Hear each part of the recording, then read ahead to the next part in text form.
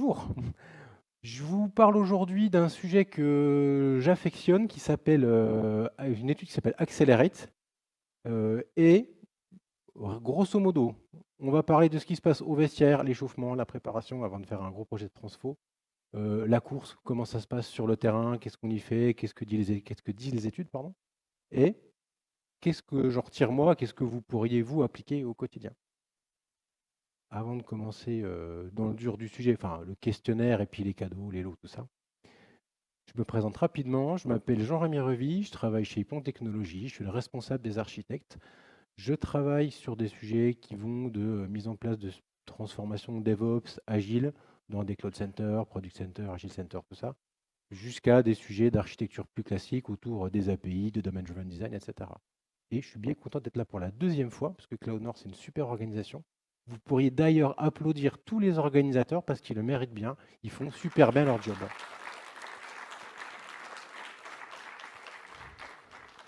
Pour les plus malins, vous aurez vu que ça me laisse le temps d'afficher un petit QR code pour mon profil LinkedIn. Maintenant que ceci est dit, je vous présente rapidement qui est Ypon, sachant qu'on est sponsor, on a un stand là-bas où vous pouvez continuer à gagner quelques petites choses. Et on est évidemment implanté à Lille, ce qui fait qu'on est et sponsor et étions organisateurs. Le sujet qui va nous intéresser, c'est DevOps. Mon petit pointeur peut même aller jusque là-haut. Mais évidemment, ça va bien plus loin que ça. Et quand on parle d'Accelerate, on parle de transformation en général et d'études statistiques. Je ne vous en dis pas plus. On va d'abord tester vos connaissances sur le sujet. Revoilà le petit QR code pour le cas où si vous n'aviez pas encore eu le temps de vous connecter. Sachant que si vous avez suivi toutes les petites publications que j'ai faites, il y a la moitié des réponses qui étaient déjà sur Internet. Ah ah, si c'est bon. Ou dans mon fil LinkedIn. Ça n'avance pas plus. Je pense qu'on est pas mal. C'est bon pour tout le monde? Il y a des gros lots à gagner. Hein. Allez, c'est parti. Vous aurez toujours possibilité de vous connecter en cours de route, au moins pour jouer.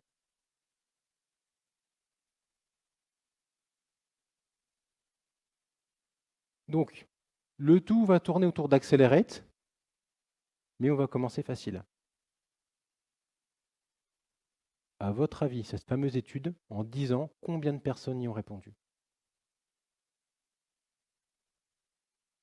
Ah oui, j'ai pas dit que c'était facile par contre. Ah si, j'ai dit? Ah, tant pis. Et en 2023, puisque le rapport est sorti il y a quelques jours.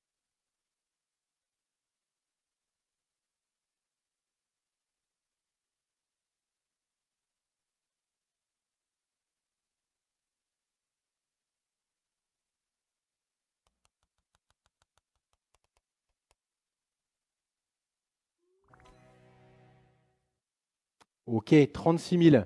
36 000 participants qui ont répondu à cette étude statistique.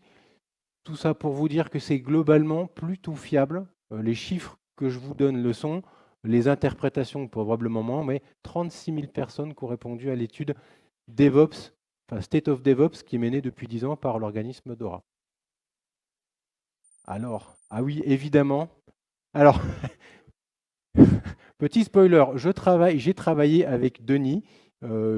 J'aime à dire que c'est un ami, même si je ne peux pas encore l'affirmer formellement, mais il n'a pas eu toutes les réponses. Juste, il connaît très bien le sujet. Je vous montre juste ce que je vous disais, hein, je preuve par l'exemple, et c'est décrit dans le rapport. Chaque année, ils expliquent leur méthodologie, comment ils pondèrent leurs chiffres. Si l'entreprise, les entreprises du secteur technologique ont une part prépondérante de réponses, ça adresse bien tous les secteurs de marché. Et avec tout type de société, petite, grande, moyenne, et avec tout un tas d'autres éléments qui viennent mixer des proportions qui sont statiques, qui permettent d'avoir une étude statistiquement juste. Donc, 10 ans d'études, vous pouvez globalement faire confiance au sujet. Deuxième question, il fallait lire mon fil Twitter. À votre avis, avant de faire ce tour, combien j'ai accompagné d'équipes? C'est compris entre mon âge et le département du Nord.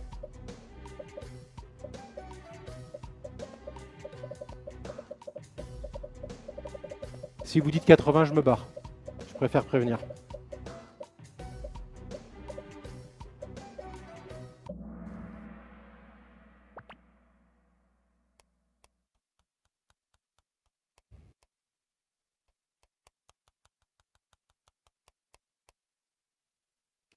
J'aurais pu trouver bien d'autres blagues sur ce chiffre-là.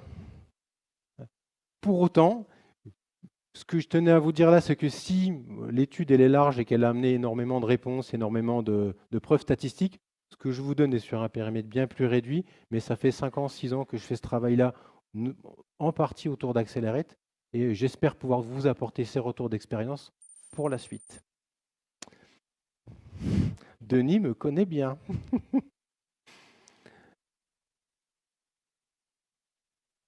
Pardon.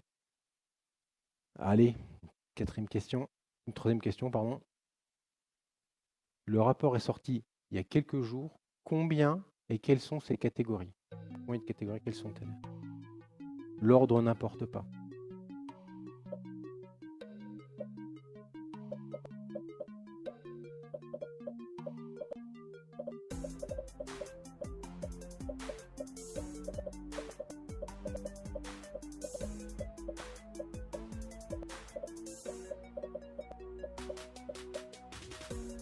Vous le verrez après, hein, ces niveaux de performance décrivent, catégorisent la performance des entreprises sur leur processus de delivery. Les bonnes réponses, dans l'ordre, je vous les donne: low, medium, high, elite. Ça a changé, on reverra ça tout à l'heure. Ça permet de catégoriser globalement les entreprises qui ont des performances qui sont vraiment bonnes en termes de delivery, de celles qui ont un train de retard, par exemple. Mais ce train de retard, je vous explique juste après comment on le rattrape. Oh là là, l'écart se creuse. Ces fameuses catégories que j'évoquais avant, elles ont des titres un peu racoleurs, mais ce qui se cache derrière est globalement des rassemblements statistiques intéressants qui permettent de prendre des bonnes décisions après. Du coup, un low performer, ça livre à quelle fréquence, à votre avis?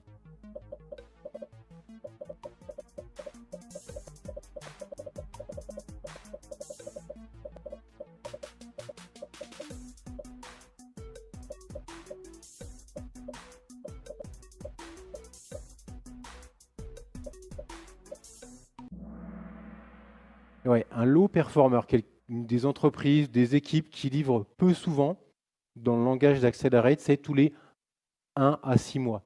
Okay, ouais, de ne jamais livrer, c'est une possibilité. Là, on ne parle pas de performance, là, vraiment de contre-performance. C'est bien tous les 1 à 6 mois. Et mine de rien, livrer en production tous les mois, c'est déjà pas si facile. Alors j'imagine que cette assemblée, ça va faire sourire du monde, mais ce n'est pas toujours le cas, en tout cas pas dans toutes les missions que j'ai vues, hélas. Ah là là là là. J'avance parce que je sens que vous êtes stressé en regardant ça. Oui, des fois, ça va un peu trop vite pour certains. Le fait que j'ai vu le ciné-concert de Kaamelott hier n'y est pas étranger, mais c'est effectivement long pour certains, enfin court pour certains, un délai de livraison tous les mois. Et quand je dis délai de livraison, c'est entre le moment où le commit part et le moment où c'est vraiment ouvert en prod. Enfin, en prod. Les high performers, les deuxièmes du tableau, eux, à votre avis, ils livrent tous les combien?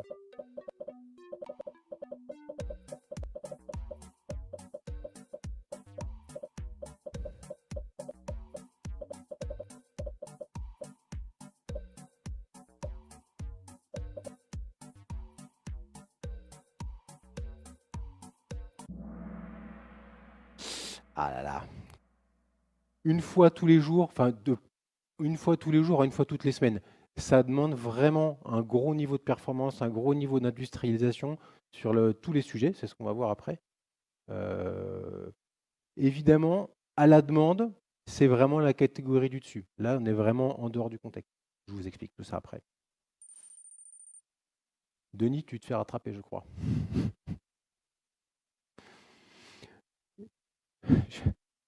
Imaginez-vous livrer tous les 7 jours.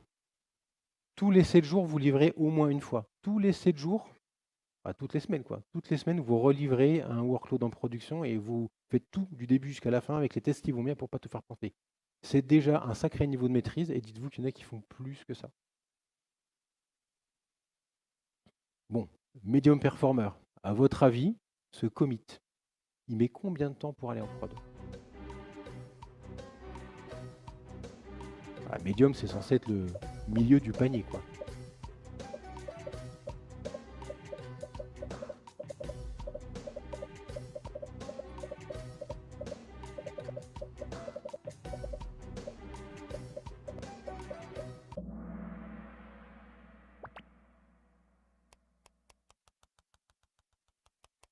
Moi, j'ai du temps à perdre à regarder ce petit curseur. Je sais que vous stressez là pour les 2 gros cadeaux que vous n'aurez pas.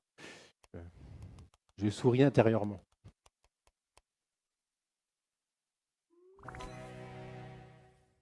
La fourchette, voilà, la fourchette précise, c'est tous les 7 jours à tous les 30 jours, en gros, toutes les semaines à tous les mois. Medium performer, je suis déjà en capacité de livrer moins d'une fois par mois. Et chaque fois que je mets mon commit, en moyenne, pardon, mon commit arrive en production en moins de 30 jours, entre 7 et 30 jours.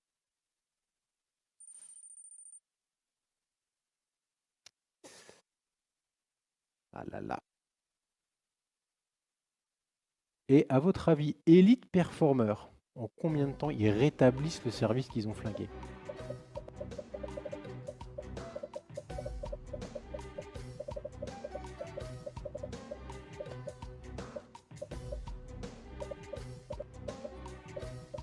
On parle de la crème de la crème. Hein.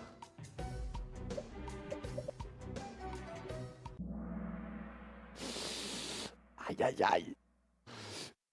Non, une demi-heure, c'est vraiment chaud bouillant. Je ne sais pas si vous imaginez, ça me paraît peu probable, mais néanmoins, la moyenne, c'est 1 heure. C'est-à-dire forcément, ils font parfois moins d'une demi-heure. Vous vous doutez bien que ça va nécessiter observabilité, proactivité des notifications, organisation adaptée, etc., etc. Ah là là, sur le finish. Allez, dernière question. Rien à voir. Qu'est-ce qui permet de réduire le burn-out à part le picon? Je sais à qui je m'adresse. Hein.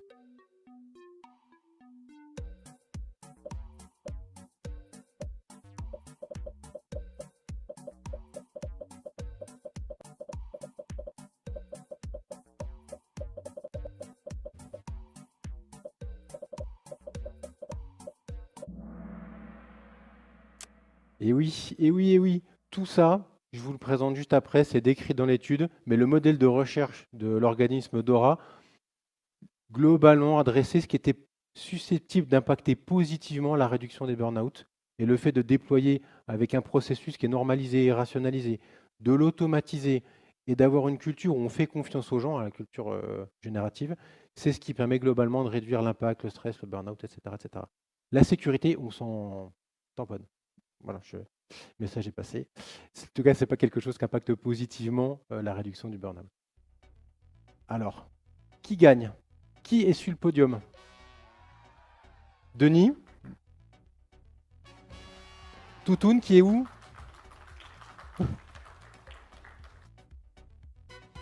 Et Cricri. Bravo! Je vous laisserai venir les récupérer à la fin. Je vais bien voir qui est Cricri, qui n'est pas de triche. Entendu? Oh, ok. Allez, un petit peu plus de sérieux maintenant. Je ferme tout ça. Et je vous explique un petit peu tout ce que je viens de vous dire sur le plan un peu plus statistique, théorique, tel que c'est écrit dans la littérature. Accelerate, c'est quoi? C'est un bouquin. Okay, c'est un bouquin écrit par une directrice de recherche qui était donc chez, qui a monté l'organisme Dora, qui est maintenant chez Google Cloud, qui était chez Google Cloud, qui a changé, et 2 auteurs de livres que vous connaissez certainement, le Phoenix Project, etc., Jay Humble et Jenny Kim, qui ont contribué à l'écriture de ce livre-là sur la base de toutes les études auxquelles vous avez même peut-être déjà répondu. Ces études-là, elles durent depuis une dizaine d'années. La dernière est sortie il y a quelques jours au moment où moi j'avais fini mes slides. Parfait, royal. Et vous pouvez aller retrouver toutes ces publications en scannant le petit QR code là, qui est là-haut ou en cliquant sur le lien. Mes slides sont déjà disponibles sur SlideShare. Je vous donnerai les liens à la fin. Vous n'avez qu'à cliquer sur les petites cases pour voir les différents rapports si ça vous intéresse. Donc, je vous disais, avec le nombre de répondants, la qualité, l'exhaustivité des réponses, la démarche statistique qui est derrière, vous avez de fortes chances que ce qui soit dit là soit juste sur le plan mathématique. Sur le plan d'interprétation, j'ai tendance à croire que c'est juste. En tout cas, c'est vraiment bien amené et c'est relativement clair à comprendre. Si je zoome un petit peu dans ce qu'ils proposent, sans entrer dans les détails parce que ce n'est pas toujours directement applicable, ils ont un modèle de recherche qui explique que telle capacité a probablement un impact sur la performance. Et la clé du truc, c'est même performance du delivery, ce que vous faites au quotidien, développer, programmer, livrer, administrer. Cette performance-là, statistiquement, l'étude dit, ou inversement, elle le dit, si vous avez de bons résultats en production, enfin, si votre entreprise a de bons résultats financiers, il y a de fortes chances que ce soit parce qu'il y a un bon IT. Enfin, victoire pour nous informaticiens et informaticiennes. Oui, la performance de ce qu'on fait côté IT a un impact direct sur la santé de l'entreprise. Et donc, par effet de bord, c'est pas parce que vous avez un bon IT que vous avez des bons résultats, mais il y a peu de chances que vous soyez bon financièrement, que la santé soit bonne, si vous n'avez pas les bonnes performances. Les bonnes performances qui sont dictées par un ensemble de capacités techniques, de la livraison continue, du test, je vous en parle après.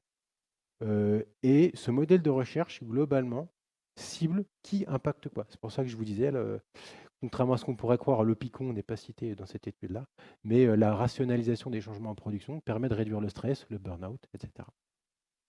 Même manière, petit QR code, si vous voulez regarder maintenant ou a posteriori ce que propose ce modèle de recherche et zoomer sur ses capacités.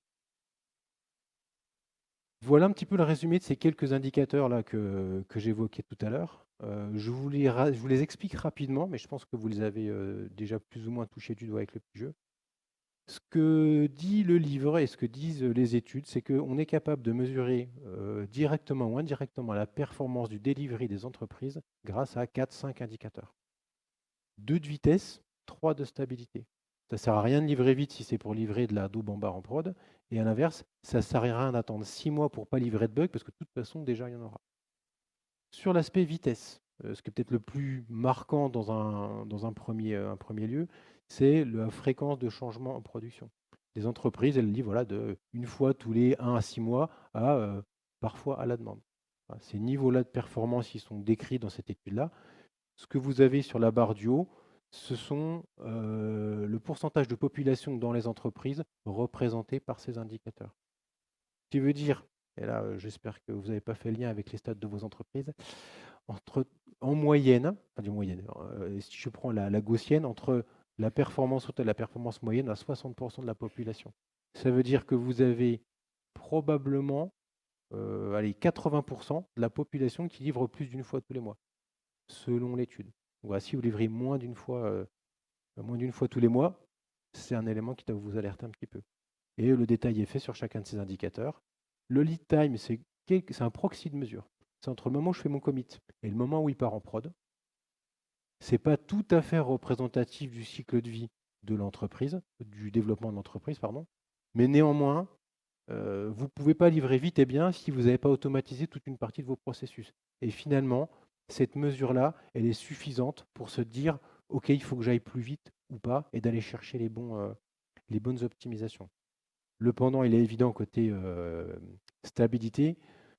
Chaque fois que je livre, si ça nécessite une intervention, ça pose problème. Genre, si on dégrade le service à l'utilisateur et que ça nécessite intervention, eh ben, c'est un échec. Donc, vous vous doutez bien que dans une livraison, une fois tous les 6 mois, vous embarquez forcément quelque chose qui ne marche pas. Mieux vous livrez plus vite de petits lots, hein, c'est ce que va dire toute l'étude. Voilà, les meilleurs du marché, ils ont un taux d'erreur relativement faible, là où voilà, sur les low performers, à chaque fois que ça livre, à chaque fois ça plante. Mais les deux ne sont pas incompatibles. On n'est pas obligé de livrer lentement pour livrer bien, et on n'est pas obligé de livrer vite et de livrer quelque chose qui ne fonctionne pas. Et dans le pire du pire, si ça ne marche pas, vous livrez quelque chose qui fait tomber la prod, ce qui est tout aussi important, c'est de vous assurer que vous êtes capable de restaurer le service rapidement. Donc voilà, de la même manière, une entreprise qui a une performance forte sur la stabilité, elle est capable de rétablir son service en production en moins d'un jour. Une entreprise qui est extrêmement bonne, hein, c'était l'exemple, en moins d'une heure, elle a détecté, analysé, corrigé, relivré. Vous vous doutez bien que ça nécessite aussi tout un processus de livraison. Et depuis 2 ans, il y a un indicateur qui a fait son apparition, qui n'est pas classé, parce qu'en fait, ça dépend de vous, ce que vous voulez faire. C'est vos propres objectifs de niveau de service. Et charge à vous de vous les fixer, mais néanmoins, la perception du service utilisateur, le service rendu, il doit être mesuré par rapport au respect des engagements de service. Ça change chaque année. Je ne rentre pas dans le détail. Dites-vous juste, en regardant les chiffres, que la proportion de livraison moins rapide et moins efficace est de plus en plus faible. Vous avez tout intérêt dès maintenant à entamer cette transformation si ce n'est pas fait. Et vous n'avez pas intérêt à vous endormir sur vos lauriers si vous avez déjà commencé. Je republierai tout ça, je vous l'ai dit, hein, et l'étude est disponible et sur SlideShare et sur mon compte LinkedIn. Je ne rentre pas dans le détail, mais il y a une trentaine de capacités sur les axes techniques, culturels et gestion des processus, quels qu'ils soient, qui permettent de contribuer à la stabilité et à la vitesse de vos développements. J'en pioche quelques-unes, celles que je ne détaillerai pas après parce qu'on aura l'occasion d'y revenir. Je ne sais pas si vous voyez, infrastructure flexible, comprenez globalement cloud, Kubernetes, enfin cloud privé, cloud public. Des sujets plus compliqués, mais pour ceux qui ont déjà fait du test ou qui ont déjà fait de l'automatisation, c'est un sujet qui permet d'améliorer. Et celui qui est juste à côté, il est tout autant. Pas la peine d'automatiser des tests s'il n'y a pas la bonne gestion des jeux de données automatisés. Donc toutes ces capacités, elles ont été analysées, décrites et vérifiées en termes d'impact pour voir ce que ça pouvait apporter. Si je le prends sur un angle plus processus, qui est quand même plus facile à aborder, je vous en parlais tout à l'heure, si vous voulez réagir rapidement, eh ben, il faut des notifications d'échec qui le fassent bien et idéalement avant que ça aille tomber. Okay, dans des contextes que j'ai pu croiser, notamment dans la grande distribution, avec un mur complet, on voit le panier de commandes qui commence à chuter. On n'attend pas que tous les services soient tombés avant de réagir. Ça doit vous permettre de détecter le problème en amont et idéalement, avec tout ce qui va bien, de venir apporter les correctifs. Tout ce qui est sujet processus, ça tire aussi beaucoup du lean management, hein. Le livre, Accelerate, est très très empreint de lean management. Je vous en parle en termes d'optimisation, comme en termes de réflexion, travailler avec des flux de petites, limiter l'encours de travail, comprenez WIP limit, hein, ça du Kanban, vous savez, et travailler par petits lots. Mieux vaut avoir des petites US, des petites épis, enfin, des petites US, des petites tâches que des gros sujets qui vont durer des années. Je vous laisserai les lire. Et vraiment, c'est très très bien fait sur le site de Dora, où il y a un descriptif bien plus complet que les quelques mots que je peux vous donner. Je vais zoomer notamment sur quelques-unes de ces pratiques pour que vous compreniez à quoi ça sert. Par contre, je mets un petit point d'arrêt sur le sujet. Malgré tout, accélérer, ce n'est pas du clé en main. Okay, ce n'est pas du clé en main parce qu'ils vous disent qu'il faudrait faire tout ça. Et ceux qui font des choses parmi là-dedans, ça fonctionne. Par contre, ils ne vous disent pas par quoi commencer. Ils ne vous disent pas laquelle est la plus efficace, et ils seraient bien incapables de le dire aussi parce que chaque entreprise est différente. Pour les plus agilistes ou les plus fans de gestion de produits d'entre vous, le sujet produit, discovery, toute la phase amont du delivery, il est très peu étudié. Alors en fait, elle a un impact énorme sur le time to market et la perception de la valeur vis-à-vis de l'utilisateur, mais c'est peu abordé. Donc, vous n'y trouverez pas grand-chose pour l'instant sur le sujet. Et sur des éléments qui sont plus d'actualité, qui n'étaient pas forcément étudiés à l'époque et qui commencent à rentrer dans Accelerate, le lien entre processus humain et technologie, ce qu'on appelle les systèmes sociotechniques, c'est touché du doigt. Typiquement, le burn-out, ça fait partie des sujets qui sont évoqués, mais pour autant, la vision systémique, et comme je suis architecte, la vision systémique, c'est un sujet qui m'apporte, ce n'est pas abordé en tant que tel. Quelques limites, donc ce n'est pas un guide parfait, néanmoins, ça a le bon goût d'apporter des éléments et des clés de lecture pour tout le monde. Et si vous avez lu le petit abstract que je vous ai donné, ben moi je vous aide à répondre à ces quelques questions. Notamment, comment on fait pour aller convaincre son chef de projet, un décideur, qui que ce soit, pour aller entamer ce début de transformation, là où, pour nous, c'est du bon sens de mettre en place une CI/CD, et finalement, ça ne l'est pas pour tout le monde. Premier élément qui, moi, au fil de mes accompagnements, me permet de faire bouger les lignes, de dire, bah si, on va faire mieux, on va faire plus, on va faire autre chose, c'est de faire prendre conscience à l'ensemble des personnes qui sont concernées, équipe, département, direction, entreprise, qu'il y a quelque chose à faire. Pour ça, quelque chose qui est très très bien fait, qui est aussi apporté par l'organisme Dora, c'est le Quick Check. Je vous le montre très simplement, très rapidement. C'est un petit questionnaire, 5 questions. Vraiment 5 minutes à répondre. Et je prends l'exemple d'une équipe que j'ai accompagnée dans la grande distribution pour répondre à ces mêmes questions qui permettent d'évaluer ce qu'on faisait tout à l'heure avec les indicateurs. Cette équipe-là, je sais qu'elle mettait, pour que son commit arrive en prod, en gros, entre un jour et une semaine. Okay, donc là, je sais que j'avais une équipe qui était déjà plutôt efficace. Et de fait, même si ce n'est pas directement corrélé, elle livrait en production au moins une fois par semaine. Parfois, c'était des dark launch, parfois, il n'y avait rien qui était raisonnablement ouvert, mais ça permettait de détecter tout un tas de problèmes en traversant toute la chaîne. Quand ils mettaient en production, surtout au début du projet, on avait quand même pas mal d'erreurs. Alors, j'ai eu en gros une livraison sur 3 qui plantait. Allez, si je suis honnête, c'est celui-ci. Une livraison sur 3 qui plantait, mais comme ils étaient capables de rétablir le service, je dirais en moins d'un jour, c'était relativement acceptable. Industrie, je choisis, retail, voilà. Et vous pouvez faire ça tout seul, hein, vas-y, en 5 minutes, c'est fait. Et je suis capable d'évaluer en gros comment cette équipe et où cette entreprise dans son secteur se situe. Et ben cette équipe-là, dans le secteur de l'industrie de la grande distribution, elle est meilleure que 74% des autres personnes. Donc ça veut dire que c'est un avantage important. Et pour ceux qui sont dans le retail, je crois que à Lille, vous êtes quelques-uns, c'est un sujet important. Ok. Ça l'est moins dans d'autres industries, c'est pas un problème. Si vous voulez aller plus loin, il y a des éléments qui permettent d'avoir des assessments un peu plus précis.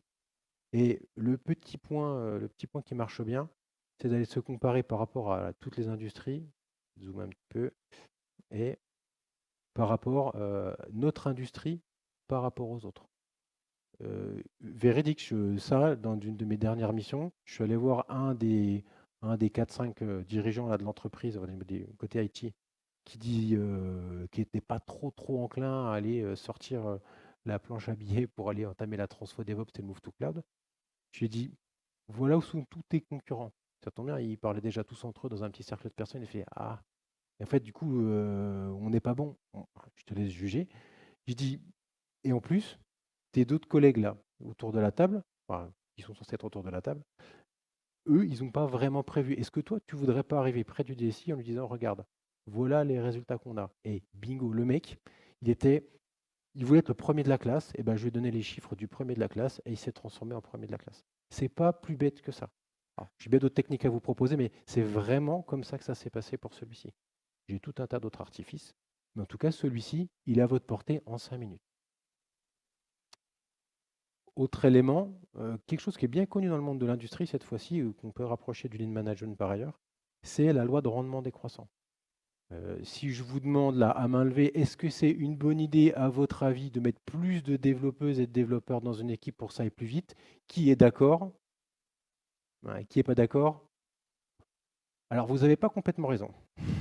Par contre, ce qui est sûr, c'est qu'il y a un moment, il y a des effets de seuil. Ces effets de seuil-là, ils sont limités par les processus et par les outils. Et toutes ces pratiques-là qu'on a décrites là, dans cette petite, avec toutes les tuiles-là, elles viennent permettre de profiter partiellement de l'apport de ressources. Là où, si on arrive à 150 pour faire des déploiements et qu'en face, l'équipe de prod, elle n'est pas capable d'aller les livrer parce que pas outillée, parce qu'il faut refaire des tests, on ne profitera pas de la puissance de frappe apportée par ces personnes. Donc ça, c'est un autre élément qui parle assez vite à des responsables de programme. Et le dernier, il est un peu plus conceptuel, mais il parle bien à des product managers. Euh, si vous faites rien, nécessairement, votre performance décroît. Problème de régulation, problème de vieillissement du legacy, il y a 10 000 raisons possibles. En tout cas, Jason Bull l'explique bien dans un autre papier. Si vous continuez à rien faire, de toute façon, vous allez, à un moment, vous allez au carton. En tout cas, en termes de performance, vous vous améliorez plus et ça chute drastiquement. Pour autant, introduire un changement, surtout quand il n'est pas maîtrisé, c'est compliqué. Je prends quelque chose qui concerne peut-être un petit peu moins de monde dans une assistance plutôt cloud, plutôt DevOps. Faire du TDD, ça prend du temps, c'est dur, contrairement à ce qu'on pourrait croire, enfin, contrairement à ce que certains vous feront croire, c'est pas si facile que ça. Il faut 3 à 6 mois pour bien le faire. Et 3 à 6 mois, c'est que des gens volontaires et motivés. Et ben, 3 à 6 mois en perdant de la performance, difficile à justifier. L'objectif, c'est bien d'aller en gagner derrière. On sait globalement, voilà, on a cette intuition-là que bien faire son travail, ça profite. Cette étude, encore une fois, le démontre. Par contre, ce qui est sûr, c'est que ne rien faire, ça ne peut que faire décroître la productivité. Donc, ça, voilà un ensemble d'arguments qui, du point de vue du marché, du point de vue du pilotage ou du point de vue de la gestion de produits, sont des éléments qui sont capables de faire bouger les lignes.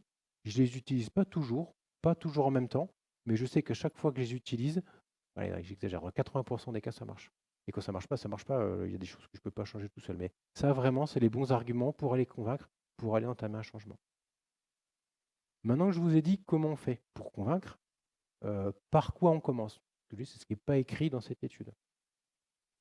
Voilà, moi, le sous-ensemble de pratiques que je mets en œuvre dès que je commence sur un projet qui n'est pas très compliqué. Et vous regardez avec les couleurs si normalement, si vous les voyez correctement, j'adresse essentiellement des sujets technologiques parce que c'est le plus simple à mettre en œuvre et c'est ce qui a le plus d'efficacité. Ça se confrontera nécessairement à des problématiques processus organisationnels, mais ces quelques pratiques qui sont décrites, qui vous connaissez, je veux dire, intégration continue, je crois que je ne vais même pas rentrer dans le sujet tellement c'est évident pour vous. C'est ça que je mets en premier systématiquement. Et c'est ça qui permet d'avoir les premiers retours, les premiers investissements et d'apporter de l'eau au moulin pour que ça commence à avancer. C'est comme simple, le contrôle de version, ça paraît évident, et pour autant, ça m'arrive souvent d'avoir des équipes qui ont ou pas de gestion de conf, ou pas de gestion, pas de stratégie, ou qui savent mal l'utiliser. Évidemment, la deuxième chose qu'on met en place, c'est un pipeline. Je résume, hein, je fais un gros trait sur le sujet, mais intégration continue, passage obligé, et c'est par ailleurs le premier élément qui permet de faire travailler des personnes dans un service d'exploitation avec des personnes dans un service d'études et développement sur des sujets communs et d'avoir ces premiers partages qui, eux, viendront apporter dans la culture de l'apprentissage. Et évidemment, les tests. Ça marche encore mieux quand c'est dans un contexte agile, ça j'imagine que vous le savez, et de mettre en place ces pratiques-là d'ingénierie et ou de gestion de projet permet de venir compléter intelligemment l'ensemble de ces pratiques techniques. Bon, je ne vous fais pas un laïus, c'est relativement évident, mais ce sont celles qui, moi, me paraissent les plus évidentes. Et concrètement, comment je fais? Ça commence par même, ça va vous faire, je suis sûr que vous savez, je suis sûr que vous le faites. Mais néanmoins, la plupart des personnes que je rencontre, elles ne viennent pas à ces conférences-là.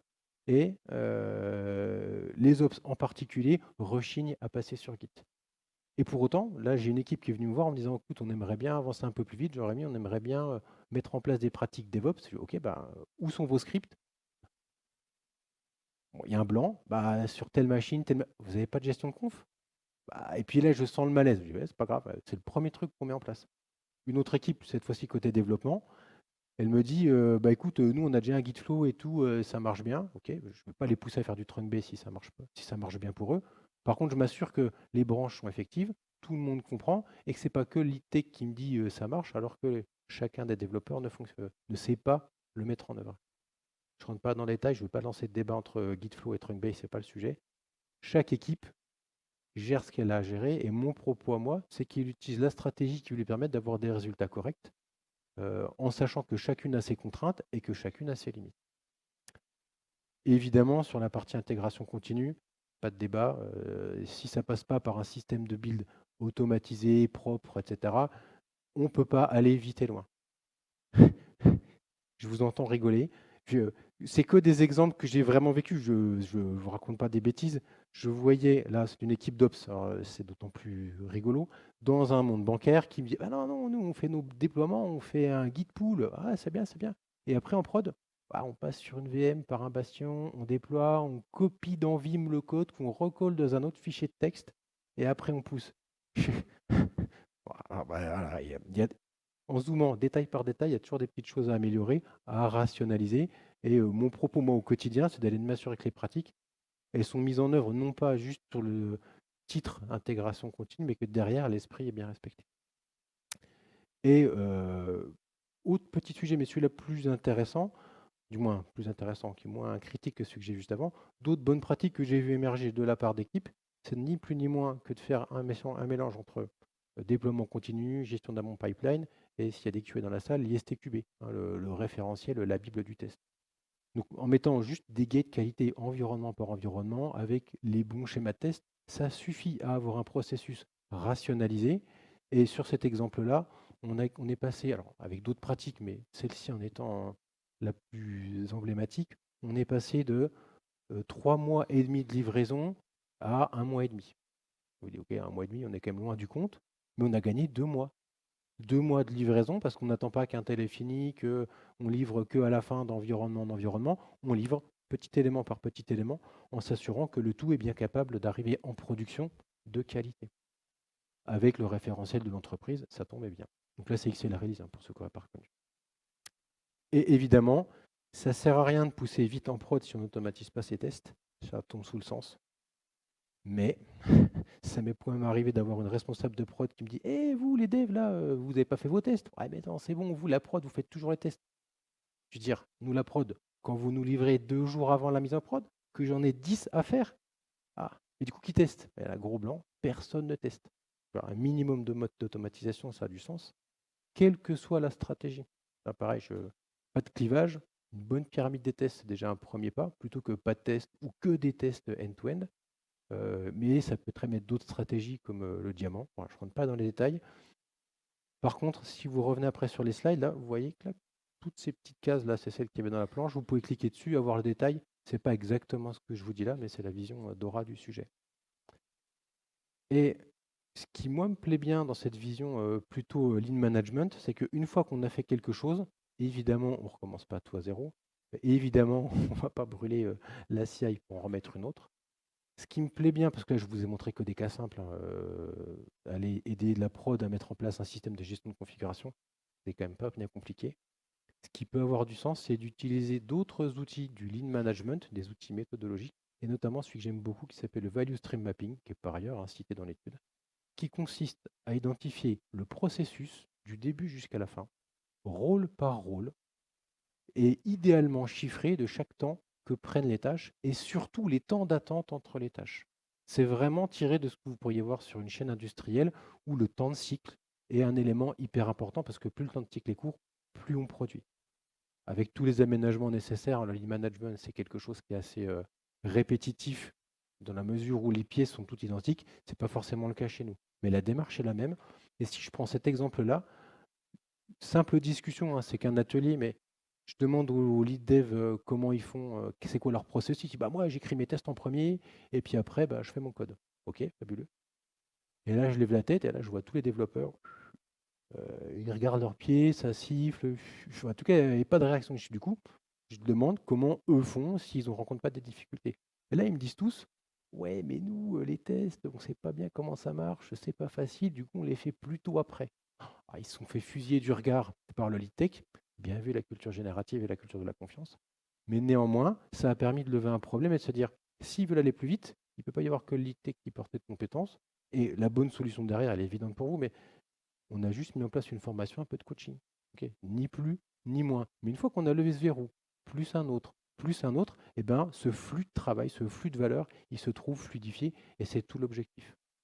Si on est même un petit peu taquin, et pour le coup, ce petit fichier-là m'y aide bien, je calcule le temps réel de travail versus le temps d'attente au global sur le processus. C'est ça qu'on va chercher à réduire, ce temps de latence. En lean management, on appelle ça les gâchis, le MUDA, et on cherche à les éliminer. Produire trop tôt, c'est un gâchis. Faire du stock, c'est un gâchis. Avoir des temps d'attente, c'est un gâchis. Là, c'est pas forcément hyper lisible, mais ce que vous voyez là sur ce petit compte à la fin, c'est que toute tâche cumulée, en gros, sur un mois de travail, ils ont 5 jours effectifs de travail et 25 jours d'attente. Bon, bah, ça ne sert à rien d'aller automatiser tout le processus de test pour gagner une demi-journée sur le processus de test, là où on a des gaps énormes d'attente, parce que la prod, elle a dit, il me faut 15 jours, et je bloque tout pendant 15 jours. C'est ça le premier truc auquel je vais m'attaquer. Alors évidemment, avec un peu de test automatisé, j'apporterai la preuve que le test est bon. Mais au final, plutôt que d'aller réduire une demi-journée quelque chose, ça, un responsable qui a un budget en place, il dit, OK, 5 jours, 25 jours, je vais gagner une demi-journée là, c'est pas ça que je vais l'optimiser. Voilà, moi, comment je travaille pour aller déterminer où sont les leviers d'amélioration, et ça reste relativement convaincant. En tout cas, j'ai plutôt de bons résultats en faisant ça. Du coup, bah, content, j'ai mis en place mes petits tests, j'ai mis en place ma petite automatisation, ça va bien. J'ai fait un petit sprint, voilà, ou un train safe, ou une petite itération, on appelle ça comme on veut, 2 mois, 3 mois. Est-ce que j'ai fini? Non, non, et c'est tout le propos de ce que vous ne verrez pas dans l'étude Accelerate. Il n'y a pas de matrice de maturité, il n'y a pas un état, on est arrivé, c'est fini. C'est un chemin, on continue, on avance toujours, euh, et ça se répète. Et là, je le schématise rapidement, mais au final, comment moi je travaille pour faire avancer les choses? Premier truc que je fais, le quick check d'Aura, là, mais vraiment, c'est le truc magique. Je mets 50% du temps, j'ai juste à montrer, regardez, voilà où vous en êtes, voilà le marché. Ah ouais, ben, on va changer. Donc, si rien qu'avec ça, j'ai acquis la confiance, ça peut continuer. Puis sinon, bah, c'est là où mon travail à moi de consultant a plus de valeur, je vais aller chercher les bonnes personnes avec les bons leviers, qui soient organisationnels, qui soient de la menace. En tout cas, je vais aller chercher les éléments qui permettent d'identifier la bonne personne, avoir le bon leader et qui va me permettre de débloquer la situation. Sans ça, ça ne marche pas. Et après, c'est pas forcément la peine de faire tout un VSM, là, comme je vous montrais, quand c'est simple. Vous arrivez sur un projet, vous arrivez dans une entreprise, il n'y a pas de gestion de version, il n'y a pas d'automatisation du build, il n'y a pas d'automatisation du déploiement ou des tests. Ok, vous ne cherchez pas à midi à 14 heures. C'est vraiment le premier truc qu'on met en place. 50% de mes accompagnements n'est peut-être pas fameux, mais ça consiste à expliquer la base à chacun. Et après, parce que je n'ai pas la science infuse, je discute avec les personnes, je fais ce petit value stream mapping. Ah, là, je détecte qu'il y a un problème. Là, je pense qu'on peut faire mieux. On essaie, et chaque fois qu'on essaie, on se fixe des ambitions, on se mesure avant, après, et si c'est suffisant, on s'arrête. Dans un système bancaire où j'ai besoin de livrer des trucs une fois tous les 6 mois pour le régulateur, je ne vais pas mettre martel en tête. Je n'ai pas besoin d'avoir un niveau high performer ou élite. Peut-être qu'un niveau médium avec un bon niveau de qualité me suffira. En tout cas, je partage ces ambitions et aujourd'hui, dans les accompagnements qu'on fait, que ce soit sous forme de programmes trimestriels ou format OKR, on balise nos accompagnements et nos avancées avec des petits gains sur chacune des métriques. Ou quand on commence un projet, on dit on doit avoir tel élément, c'est un parcours métier critique. Là, il faut absolument que je sois blindé côté qualité. Voilà comment on travaille aujourd'hui ces éléments. Petit retour d'expérience, parce que je crois qu'on est bien peut-être l'heure. Ça prend du temps, tout ce que je vous dis. Ça prend pas du temps à faire, ça prend du temps à transformer. Si jamais vous avez cru que c'était facile, déjà ça me surprendrait. Mais surtout, voilà moi ce que je constate globalement. Passer avec des équipes motivées et avec quelques capacités déjà en place, passer de low performer à medium performer, je l'ai vu faire en 2-3 mois, je l'ai vu faire en 6-9 mois, ça c'est la moyenne. J'ai vu plus, j'ai vu des gens pas arriver parce que pas motivés, parce que coupe budgétaire.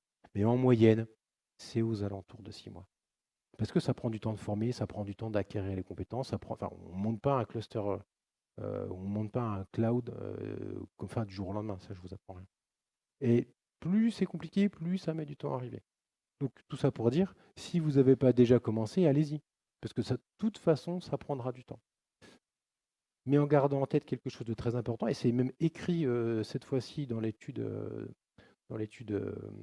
State of DevOps, Goodhart, qui est un économiste britannique, a dit une mesure qui devient un objectif, c'est plus une bonne mesure. Mettez pas un objectif financier et équipe là, tous les développeurs plus le QA, si jamais vous avez 100% de couverture de test ou 95%, peu importe, vous avez votre prime de fin d'année. Ça marche jamais. Il va y avoir que des tests qui ne comptent pas, on va être obligé de repasser derrière. Enfin, c'est tout sauf une bonne idée de corréler la performance du delivery avec ces mesures-là à d'autres choses et d'autres objectifs. C'est pas pour autant qu'il ne faut pas objectiver, mais il faut le faire intelligemment. Cet exemple de la couverture de test est déjà en soi un sujet. Si vous voulez aller plus loin, je vous mets tous les liens qui m'ont permis d'arriver à ça, le livre, les études, toutes les capacités. Je vous en ai fait un résumé, mais là, elles sont vraiment bien décrites sur le site. Et si vous voulez qu'on en discute, soit vous participez à la communauté Dora francophone, qui existe depuis quelques mois, là c'est quand même plus simple que la communauté anglaise, où on vient en discuter autour du stand Ipon juste à la sortie. Tout le contenu est déjà disponible sur SlideShare. Je le republierai sur mon fil LinkedIn, mais profitez-en si vous voulez avoir le contenu tout de suite. Je m'en arrête là. Si vous avez des questions, je prends. Ou j'ai été hyper clair, et ça, je serais bien surpris.